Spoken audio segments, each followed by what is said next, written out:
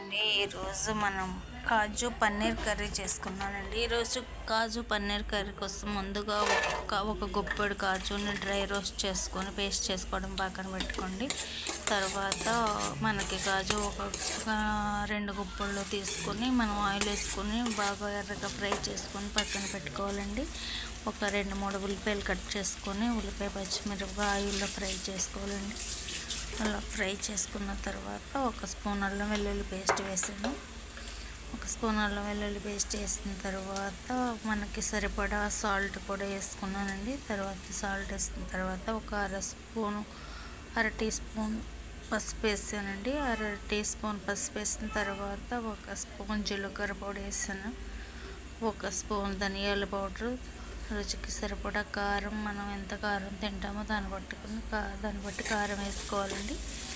కారం వేసుకొని ఒకసారి ఇలా తిప్పుకొని మసాలాలన్నీ మాడకుండా ఫ్రై చేసుకోండి. మొత్తం పెట్టిన తర్వాత ఒక 2 టమాటాలు పేస్ట్ చేసుకొని ఆ పేస్ట్ కూడా అందులో వేసుకున్నాను. తర్వాత అదంతా ఫ్రై బాగా టమాటాలు పచ్చివాసన పోయే వరకు బాగా వేపిన తర్వాత మనం కాజు పేస్ట్ చేసి పెట్టుకున్నాం కదండి, ఆ పేస్ట్ కూడా ఇందులో వేసేసి బాగా దగ్గరికి వచ్చేలాగా వేపాలి. ఆయిల్ పైకి తేలే వరకు వేపుకోండి.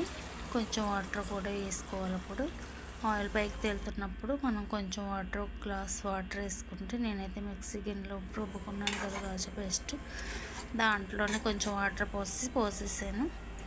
వేసుకున్నాక అది కొంచెం ఉడుకుతున్నప్పుడు మనం చిన్న పీసెస్గా కట్ చేసి పెట్టుకున్న పన్నీర్ కూడా ముక్కలు అందులో వేసేయండి.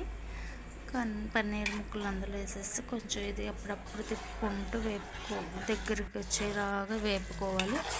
తర్వాత మనం ఫ్రై చేసి పెట్టుకున్న కాజు ఉంది కదండి, ఇలా దగ్గరికి వచ్చిన తర్వాత కొంచెం వాటర్ ఉన్నా కానీ అది కూడా వేసేసుకోవాలి.